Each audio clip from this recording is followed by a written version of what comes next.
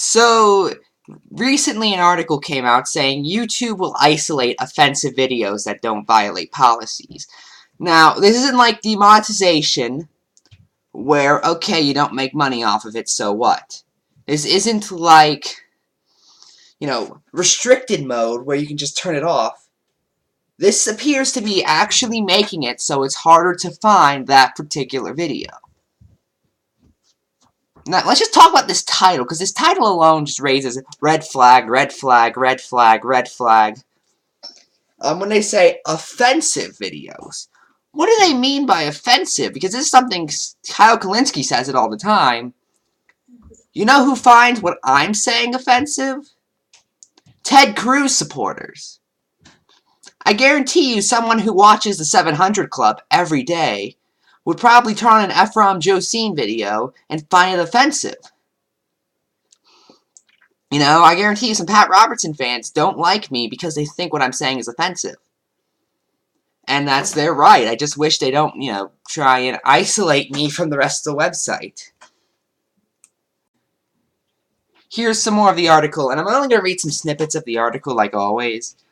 But this is the first sentence, not even the full first sentence. YouTube has been working on ways to manage offensive and extremist content according to who? Who's calling it offensive or extremist? Because again, what some conservative Christian considers to be offensive or extremist is different from what you or I consider to be offensive or extremist. Maybe you don't get offended by anything, maybe you do, and it's what he's saying that do not violate its policies, then leave them up. That's the thing, by the way. That's the thing that really annoys me. If they just changed their policies and been like, no, we're only going to allow this, this, and this, and that's fine.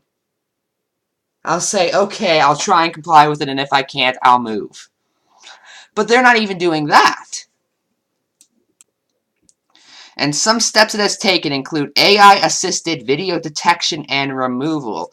Okay, AI alone could lead to some things. Now, that's a big problem. YouTube is heavily automated. And that's a big problem. Because let's say they are only going to go after right-wing extremist content. Well, people like me who are on the left spend a lot of time responding to that content. So maybe I'm watching a Paul Joseph Watson video or a Stephen Hexenhammer video, and I could respond to it. I just lost somewhat of a marketplace. Because now I can't respond to that content because it's not on YouTube anymore. And for that matter, what if they blacklist those creators? So even if I do make a response and I'm saying, yeah, Paul Joseph Watson, you're on the right and you're wrong on this and this and this. What's stopping them from putting this video into that limbo? What's stopping them from saying, no, look, you mentioned this guy, and if it's automated, what's stopping them from, if I upload a video where I'm talking about a Trump speech, and I say, yeah, this man is wrong on everything because Donald Trump, I feel, is wrong on a lot of things. What's stopping them from just saying, oh no, you see, we saw Trump, so we're not going to put it in there. And I just said it's automated. Let me read you some more.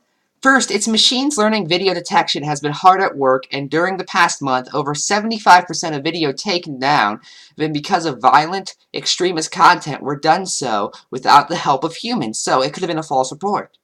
Or again, I could be doing a video on an extremist, on someone like Davis Arini, or Pat Robertson, or Sean Hannity, or someone who I genuinely don't like, and I could play a clip of them, or I could be quoting them or something, and they could be saying something extremist, and I could follow by saying, that's wrong, and the bot might not detect it. It might just detect I said that one thing that's extremist.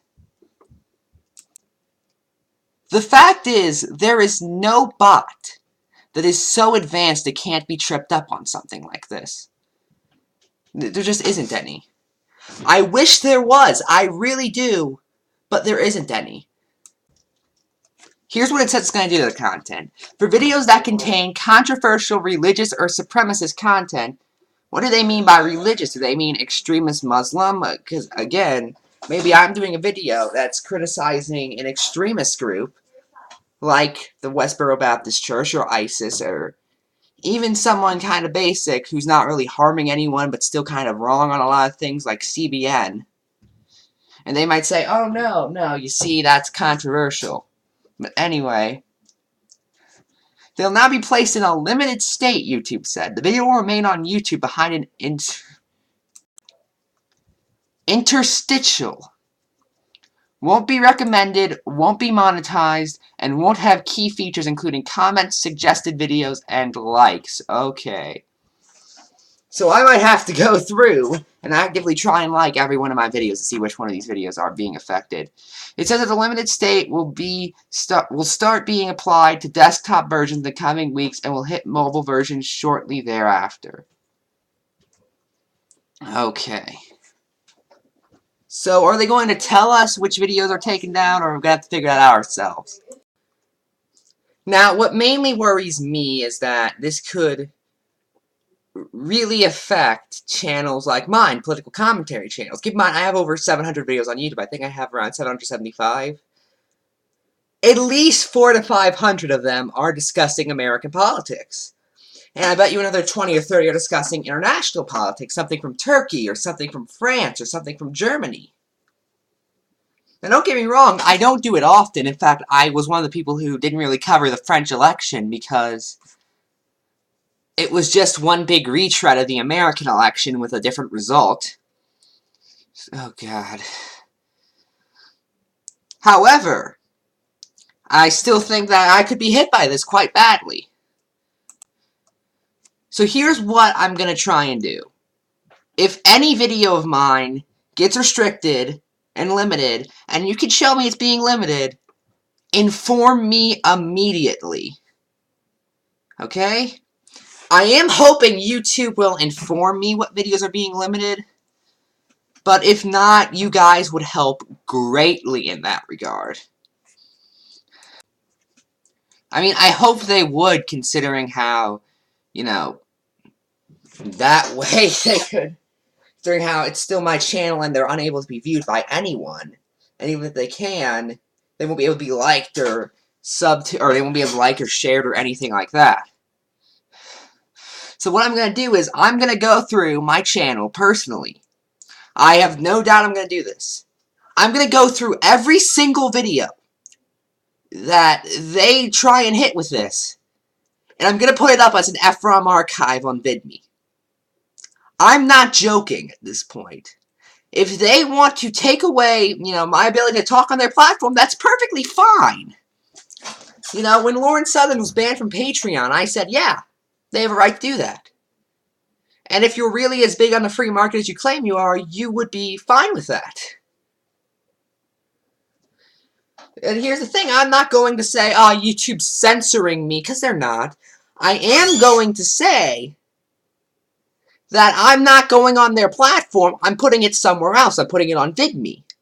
Or Dailymotion even. I do Dailymotion over this. I'm also trying to get a bigger presence. I might do a podcast on SoundCloud. That's still in the early stages of development, but it might happen at some point. But yeah, if they try and take it down, put it on VidMe or Dailymotion, or I'll put it on SoundCloud if I have to. I'll try and find it somewhere to put it. Just anywhere where I can feel like, yeah, people will be able to see it. And honestly, what would happen to YouTube if this happened? I'd probably, if they do it enough, I'm just going to stop uploading political videos to there. They'll probably just exclusively go to VidMe or Dailymotion or somewhere. I might only use YouTube for my brony videos. I might only use YouTube for videos where I'm like, yeah, this brony was acting moronic. And it's sad, too, because I love YouTube. I honestly am probably addicted to it. I probably use it for a good amount of my entertainment. I use it, and I occasionally use Netflix for, like, 2 different shows. And maybe once every few months, or once every month or so, I'll boot up Hulu for something. Probably Penn and Teller, and I'll use Netflix to watch MLP, because I got back into that recently. Yeah, I became a brony again recently. Yeah, it took me a while, because despite the fact I've been making videos on them for a while. But basically, yeah, I might have to completely rehaul my YouTube channel as my sort of basic channel, where I'm not saying much. And then I'll just use VidMe For that, until, of course, I get big enough on VidMe to the point where it's like, I'm not even going to use YouTube anymore. I'm bigger on VidMe. Of course, that's also assuming VidMe is going to be stable, because I think a few people made this mistake with VidBit and Zipcast, where they end up collapsing in on themselves because they couldn't hold the power. Especially Zipcast, which had a terrible upload time. VidMe seems to be doing good in that regard. But anyway, that's really it. I'm Ephrom, and good night.